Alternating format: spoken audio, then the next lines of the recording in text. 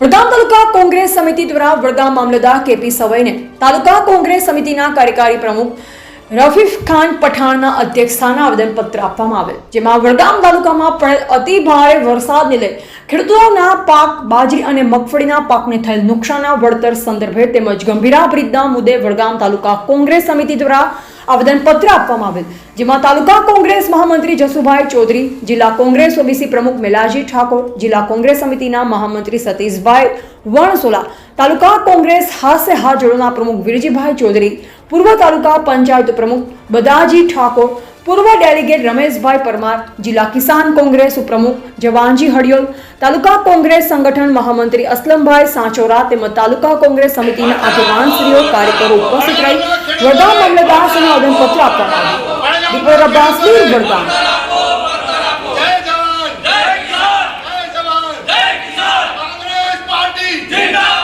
ગંભીરા પુલમાં જે મૃતક લોકો છે એમને સહાય ચૂકવવા બાબત અને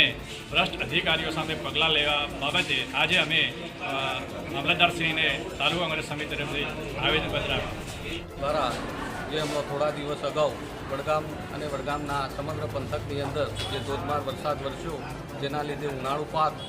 જેવું કે બાજરી અને મગફળીની અંદર